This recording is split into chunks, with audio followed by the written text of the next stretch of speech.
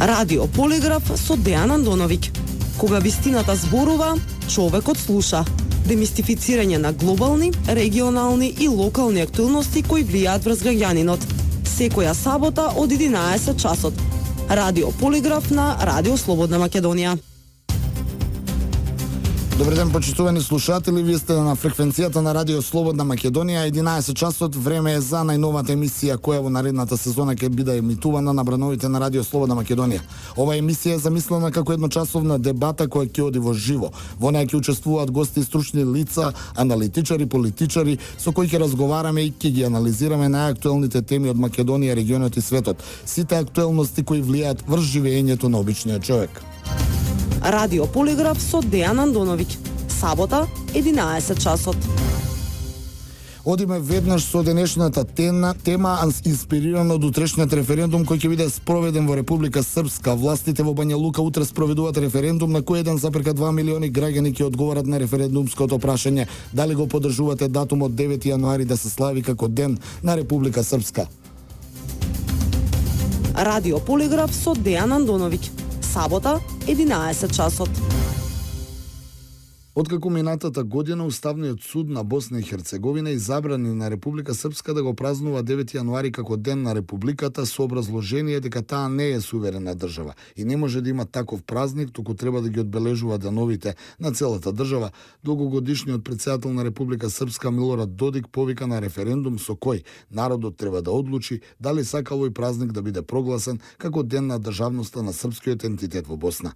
Референдумот босанската влада го прогласи за неуставен. Властите во Белград исто така истакнаа дека нема да го поддржат. Денот е православен празник, но и ден кога во 1992 година се само прогласи Република Српска во северниот и источниот појас на Босна и Херцеговина. Властите во Босна негодуваат пред се поради моментот дека ќе се одржува ентитетски референдум. Евентуалниот успех на референдумот ќе ги официализира сепаратистичките тенденции на србите во Република Српска. Тоа би можело да биде вовед во уште поголеми проблеми во Босанската федерација, која и онака е сложена. Од друга страна, другите народи од Босна и Херцеговина пред се бошњаците го гледаат денот на прогласувањето на Српска како ден кога било потврдено етничкото чистење на другото население кое живее на територијата на Република Српска, кое сега функционира како посебен ентитет. Освен сецесионизмот, аналитичарите во Босна го гледаат утрешниот референдум и како дел од изборната кампања, бидејќи за 2 недели по референдумот во октомври се закажани избори во целата територија на Босанско-Херцеговина Федерација.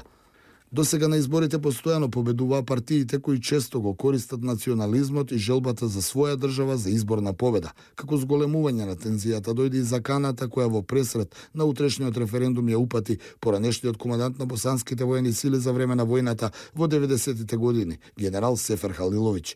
Тој јавно се закани дека доколку дојде до отцепување на Република Српска, тоа нема да помине со мир, туку со воен судир и дека босанската армија ќе ја прегази Република Српска за 10 дена.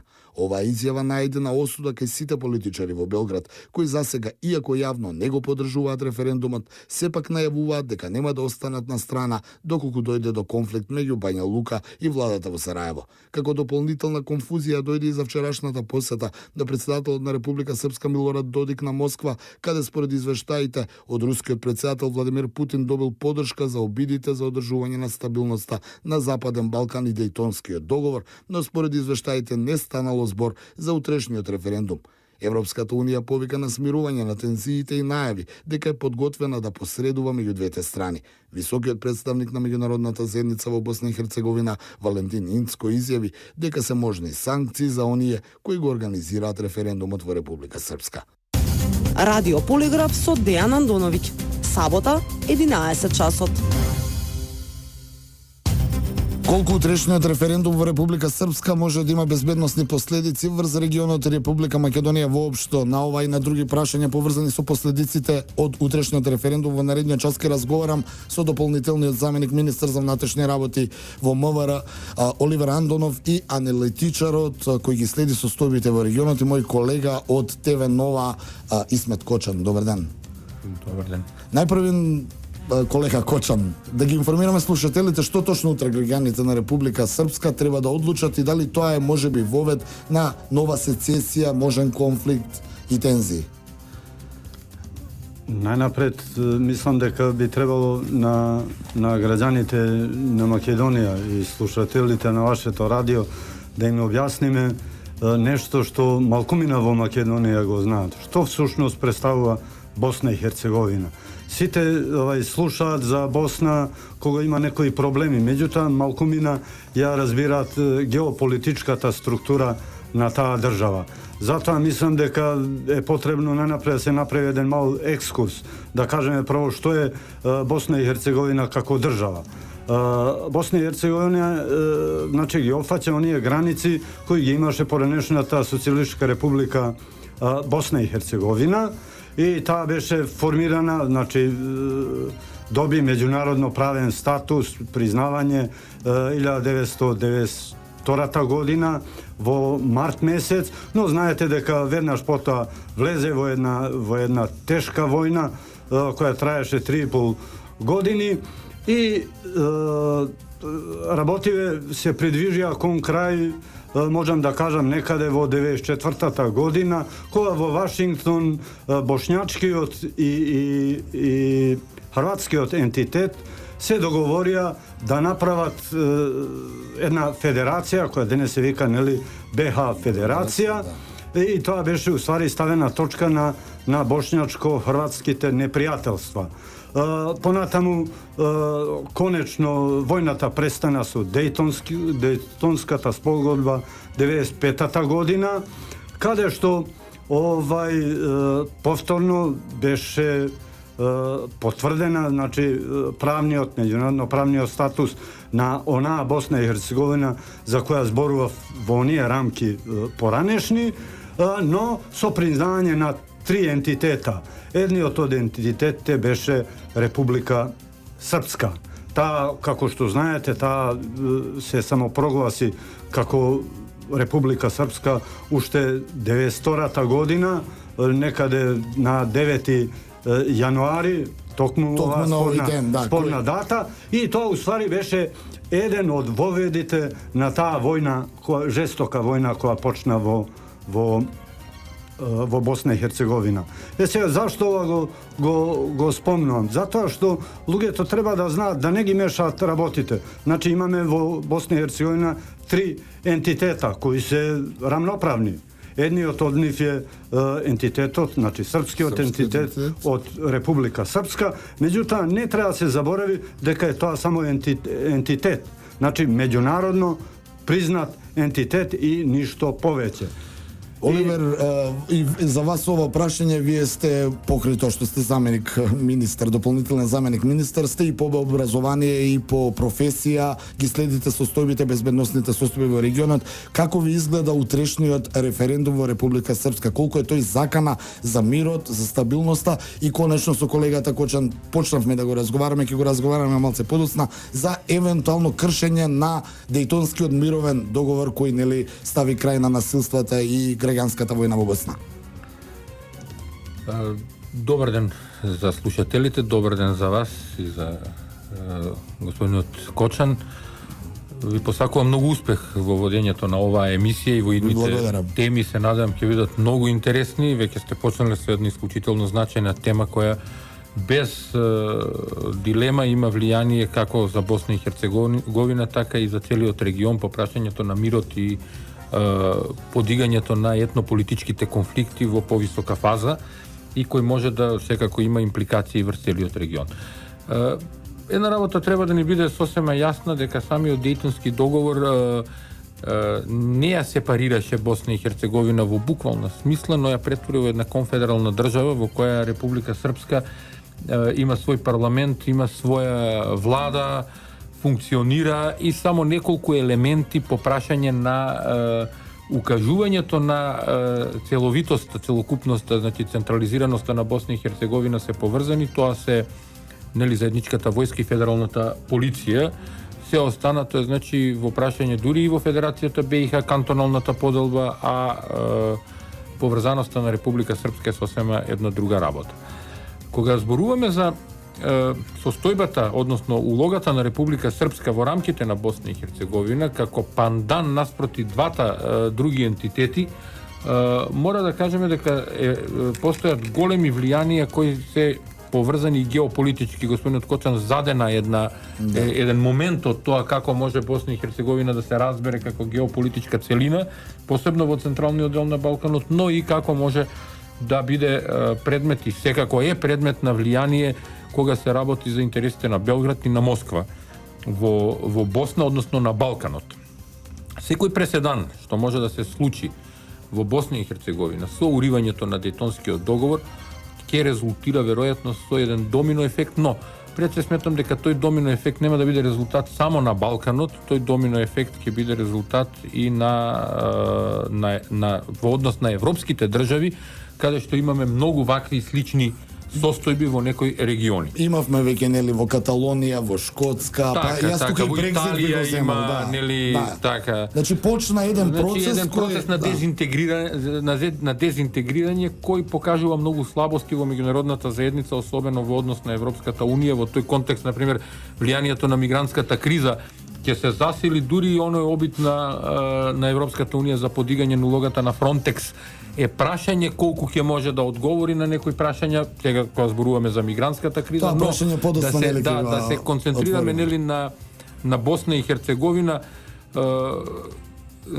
Мислам дека внатре во Босна самиот ефект од овој референдум, колку и да е замаскиран по датумот 9 јануари, а имајќи предвид дека ќе се обиде Република Српска тоа да го формализира, бидејќи по некои информации веќе во парламентот на Република Српска е стигнат предлог законот за празниците и тоа ќе се официализира. Гледано површно, тоа нема никакво значение и никаков проблем по прашање на останатите ентитети во Босна и Херцеговина. Слават еден ден кога е формирана Република Српска, која е рамноправен член на Босна и Херцеговина. Но што понатаму ќе предизвика тема на некои други анализи кои треба можеби да ги разгледаме тука, но и да видиме времето како ќе ги определи. Токму тајмингот го разговаравме, јас го имам во воведниот прилог, па на таа тема и можеме да продолжиме. Референдумот доаѓа во незгодно време. За некои 2 недели треба да има локални избори во Босна. Од друга страна, Европската унија прифати апликацијата за членство на Босна.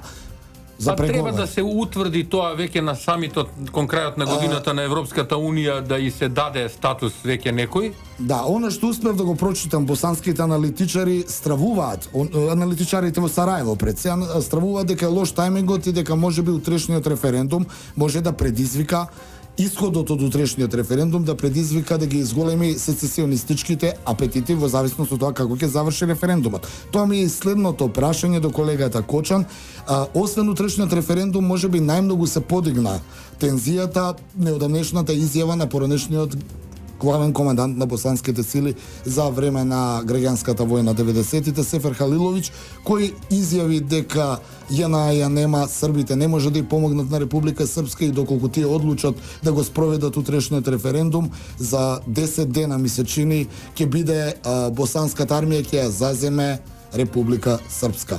Моето прашање е како ја коментирате изјавата на поранешниот генерал Сефер Халиловиќ, која доаѓа во лошо време и не е веројатно случајно дадена. Дали е само дадена врз основа на на нешто од минатото или има реални можности Босна да се обиде да ја спречи Република Српска по воен или полициски пат, независно? Јас нема да одбегнам да ја коментирам изјавата на Сефер Халиловиќ, меѓутоа веднаш потоа би сакал да објаснам барем моето видување што значи овој референдум во овој момент. Али ајде прво да завршиме со Сефер Халиловиќ. Знаете, Сефер Халиловиќ е воен командант кој и тоа е едно минато. Всушност таа Босна и Херцеговина и оваа Босна и Херцеговина сепак се разликуваат. Видете, не треба ништо да не чуди генерали да зборуваат за војна. Зашто друго би зборувале? Што друго знаат да работат, точно. Така да, мислам дека премногу сериозно се сваќа таа негова изјава.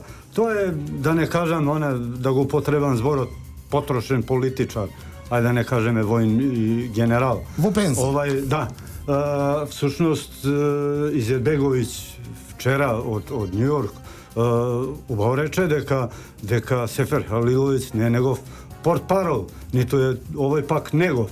Ако се вратиме пак на Њујорк, на маргините на оној самит беше одржан еден мировен собир, нешто врска со Сребреница беше, колку што ја знам, таму Вучиќ одржа еден многу емотивен говор.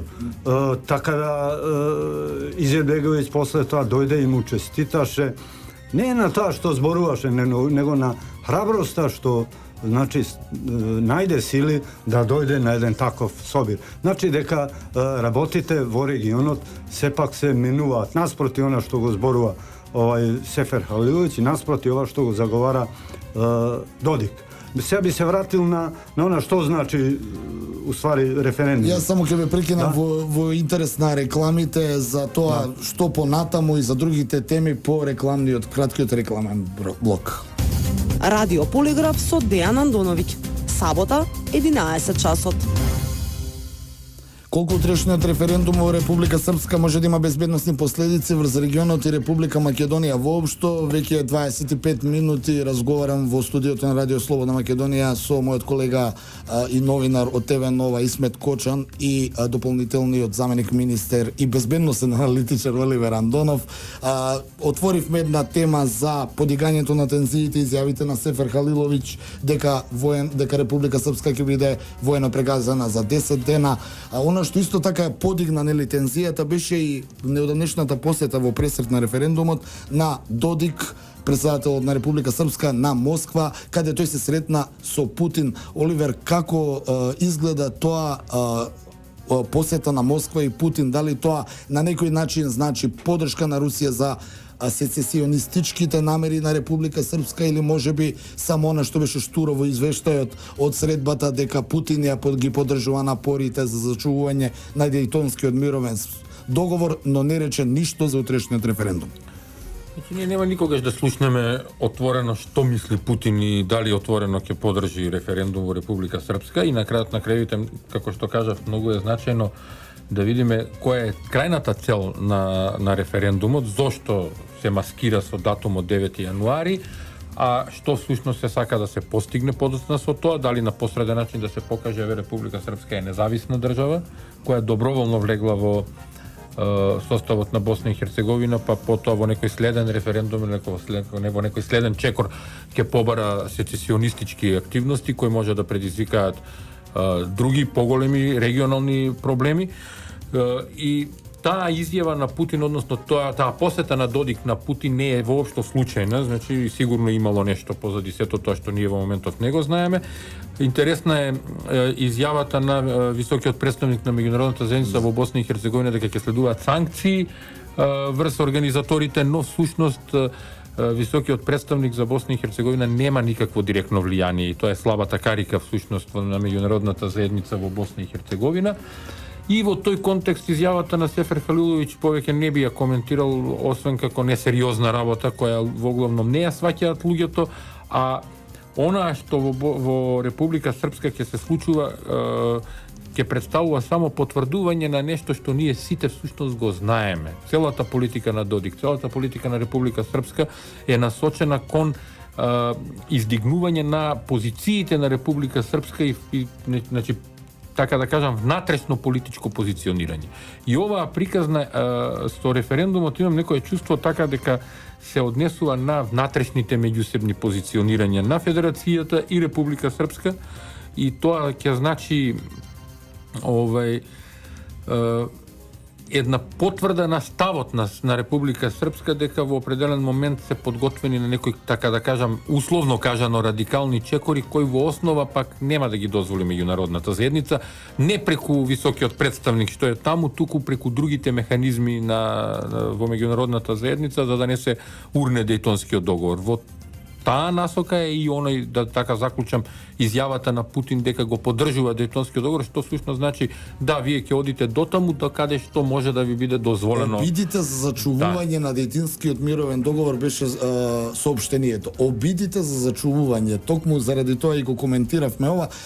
Колега Кочан, вие останавте должен. Има еден момент, се извинувам, еден психолошки момент. Значи јас во моите професионални, не зборувам за сегашните политички активности од МВР, туку зборувам за моите професионални академски контакти со луѓе од Република Српска, со луѓе од Сараево, без разлика дали се работи за бошњаци, за хрвати или за срби, владе едно чувство дека, посебно во Република Српска, дека Република Српска е Србите во Босна, во Република Српска се така наречени втора категорија граѓани. Јас не знам од каде, не живеам во Босна за да можам тоа на терен да го испитам и да видам зашто точно се работи, кои се параметрите на социјалната дистанца која се предизвикува во оваа ситуација, но таквото чувство на пониженост, така да кажам, е всушност резултат на една експлозија на политичко воздигнување на една друга идеја, значи идеја за подигнување на Република Српска и во тој контекст и спроведување на еден референдум кој нема да одговори на ништо друго освен на тоа што сите го знаат. Останав должен пред рекламите, реков дека ќе го дообјасниме, колега Кочан почна да објаснува што всушто значи утрешниот референдум, за да го затвориме овој дел од емисијата. Рековте што всушно значи овој референдум за... Најнапред да кажеме дека Додик досега има најавено 60, рамно 60 референдума и ниеден практично не беше одржан, што исто не значи дека во недела нема да се одржи референдум.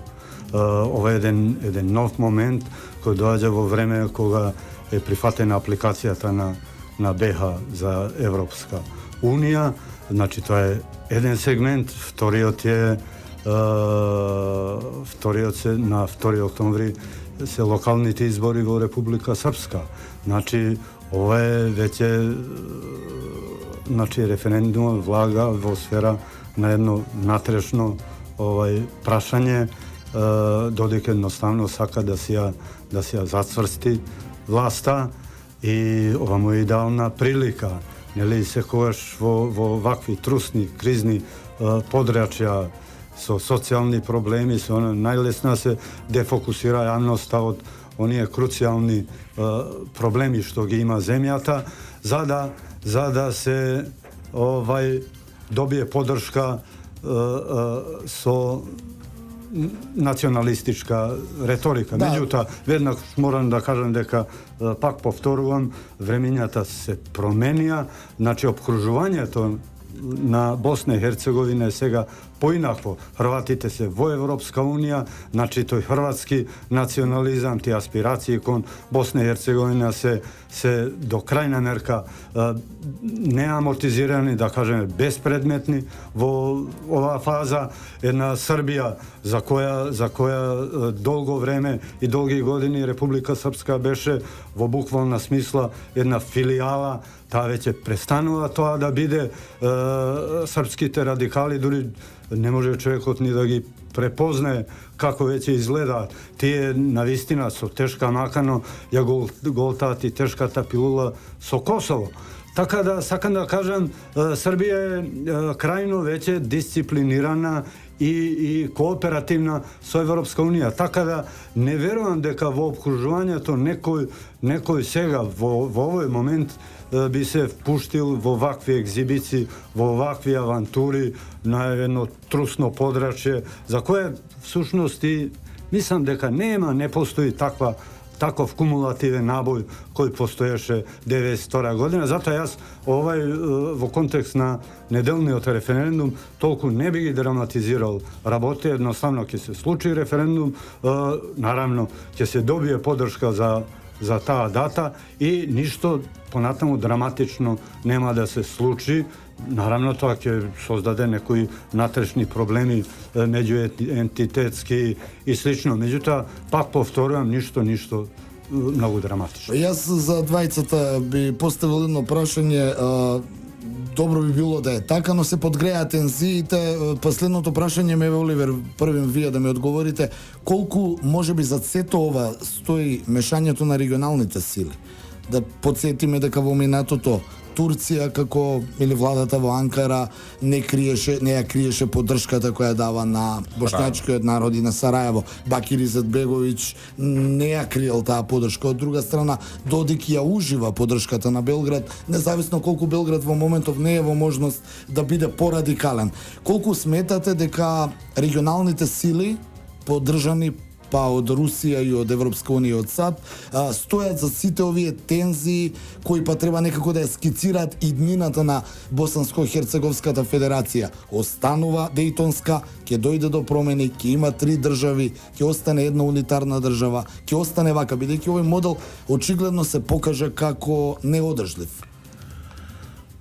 Значи, јас ќе кажам дека отприлика на иста линија сме со господинот Кочан, очигледно по прашање на тоа дека ништо нема посебно драматично да се случи утре по референдумот, но ќе остави впечаток и ќе остави простор за идни анализи и манипулации по однос на тоа што всушност ќе се слави понатаму со 9 јануари и која ќе биде понатаму позиција. Извинувам, прашањето ми е дали доколку не се случи ништо ќе остане повторно простор кој ќе иницира можни тензии, не мора да се конфликти, но секогаш тоа ќе биде присутно во Босна и Херцеговина, бидејќи штом имате една држава која е така концепирана како што е Босна и Херцеговина концепирана, вие секогаш ќе имате етнополитички тензии, етнополитички конфликт кој ќе биде латентен или ќе биде во фаза на некои ескалации.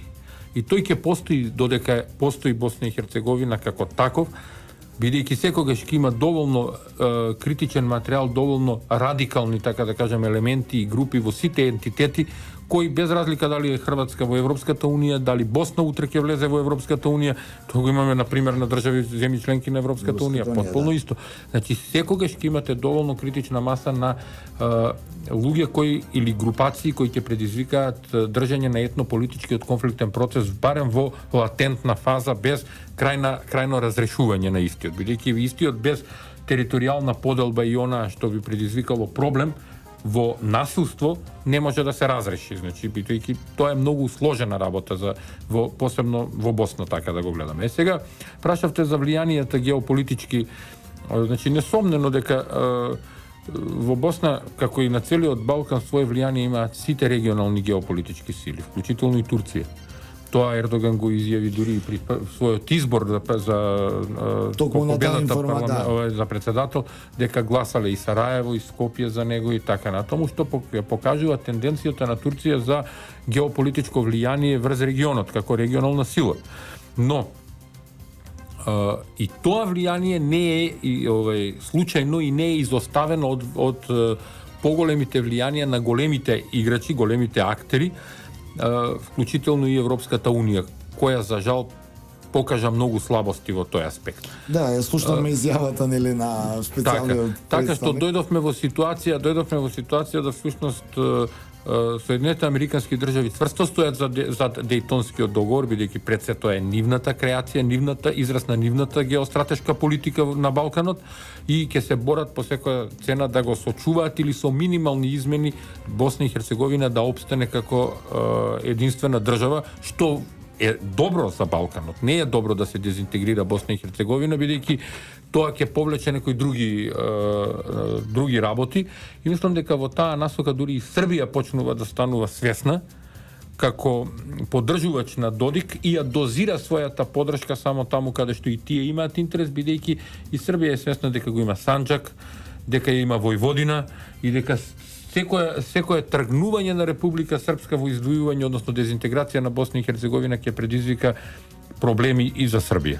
Да, Белград не го поддржа утрешниот референдум, барем не јавно. Прашањето, колега Кочан, ми е кој е вашето мислење, одржлив ли е овој концепт на Босна во моментов кој изминативе години постои, тоа е Дејтонска Босна. Дали е одржлив за воиднина или можеби, според ваше мислење, можеби ќе дојде до некое делење на две држави или на една унитарна држава? Која е вашата проценка за иднината? Видите, Босна е многу комплицирана. Токму затоа ви прашањето, да. Страшно комплицирана земја. Да беше тоа лесно, веројатно во Дејтон би нашле некое подобро решение. Меѓутоа, верувајте, во тој момент во Дејтон тоа беше најдоброто решение. Немаше друг излез.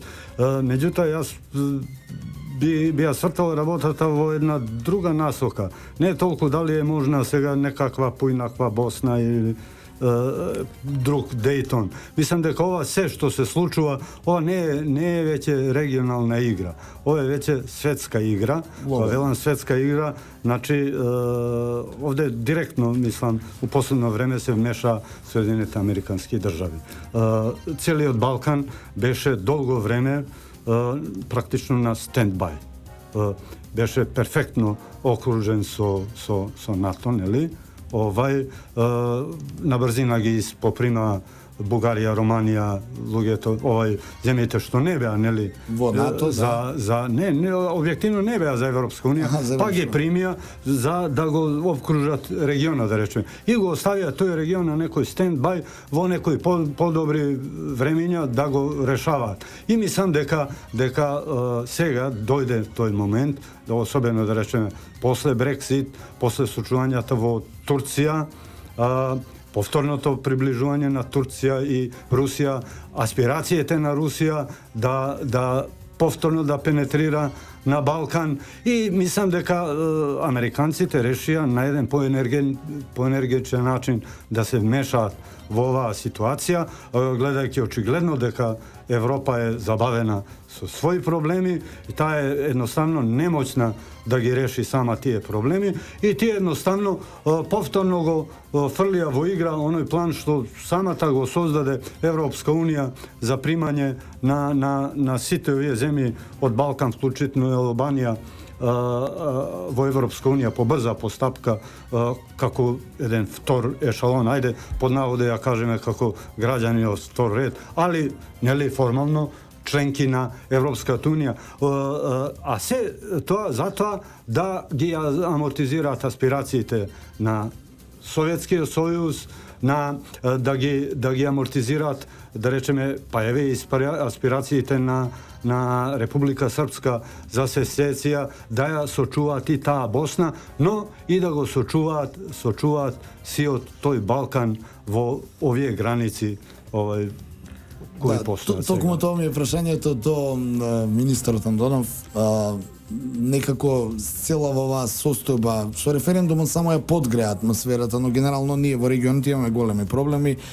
Косово, нивниот спор со Црна Гора околу нивната заедничка граница, Босна веќе ја абсолвиравме, имаме наплив од мигрантска криза, колку Република Македонија во моментов може ги следи работите и може да се справи со таквите евентуални безбедносни ризици, доколку сепак и покрај нашиот оптимизам дојде до некои порадикални случувања кои нема веројатно преку ноќ да се случат, но тие од ден на ден очигледно само се зголемуваат. Колку Република Македонија и нејзиниот безбедносен апарат е подготвен да се справи со евентуално такви ризици и предизвици?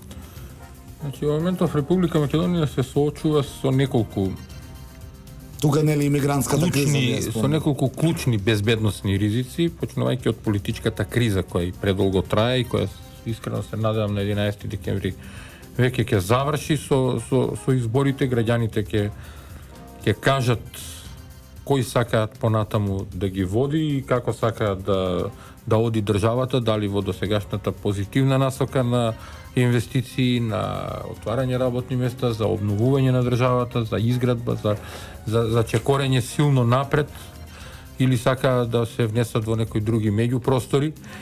Тоа граѓаните ќе го кажат на 11 декември. Се надам дека опозицијата овој пат нема да побегне од изборите.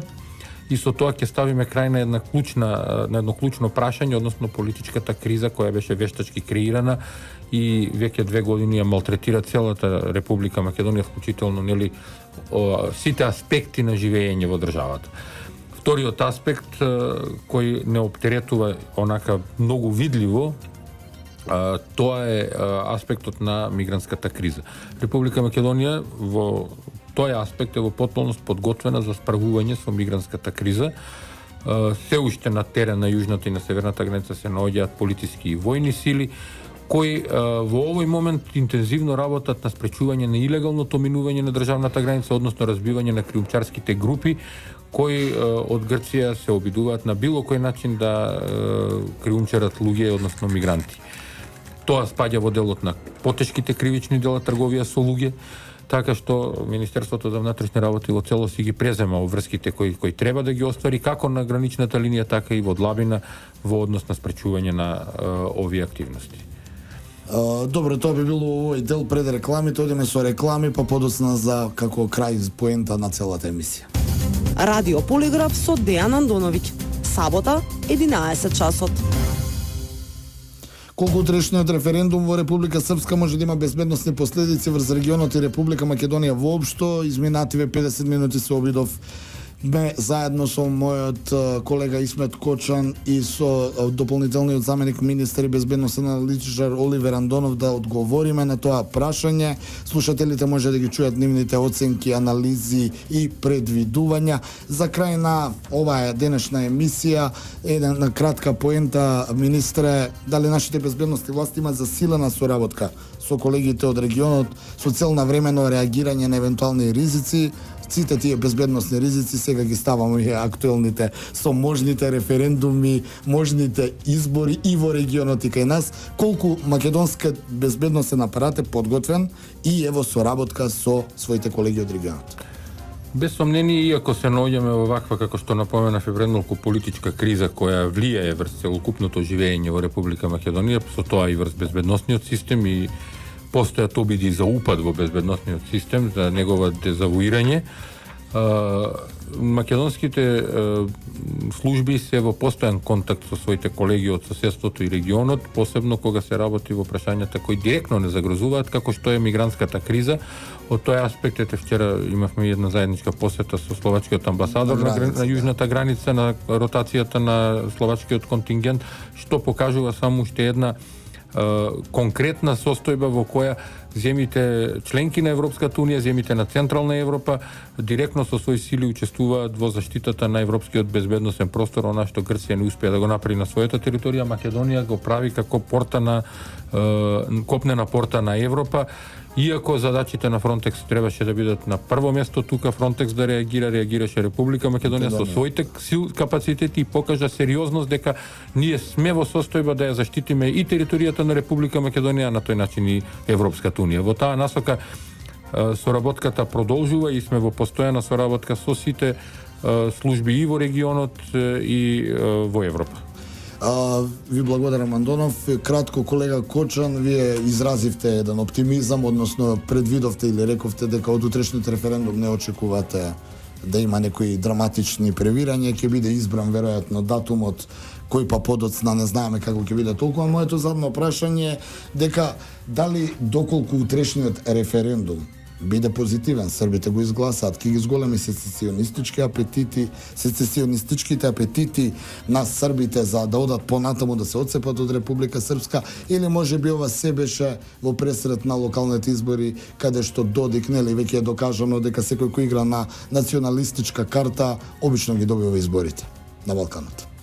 Видите, сецесионистичките апетити на Република Српска многу зависат. Тие се генерираат од апетитите на сама Србија. Речеме, ако тие апетити во сама Србија се во голема мерка амортизирани, не гледам од каде тие би црпеле таква сила. Сите најави на сите досегашни 60, да речеме, референдуми, без оглед кое било прашање, за сето тоа практично стоеше некоја блиска или подалечна најава за сецесионизам. За да ги информираме слушачите на вашето радио дека веќе постои една најава доколку до 2017 година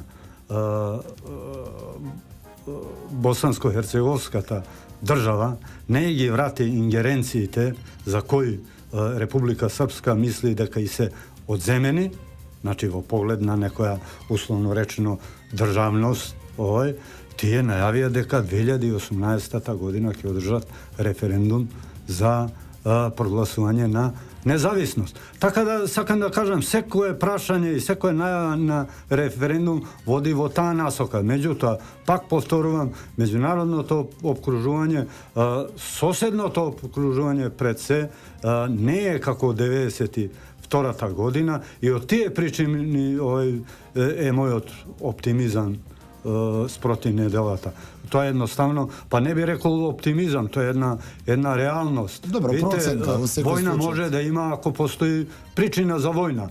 А ако постои причина, повод лесно се наоѓа. Овде не гледам ниту причина, ниту пак неделниот референдум може да биде повод за такво нешто. Ви благодарам многу. Тоа беше емисијата Радио Полиграф во продукција на Радио Слободна Македонија, Трговско радио дифузно друштво Радио Слободна Македонија, уредник и водител на емисијата Дејан Андоновиќ, 24 септември 2016 година, сабота. Пријатно попладне. Радио Полиграф со Дејан Андоновиќ. Кога вистината зборува, човекот слуша. Демистифицирање на глобални, регионални и локални актуелности кои влијаат врз граѓанинот. Секоја сабота од 11 часот. Радио Полиграф на Радио Слободна Македонија.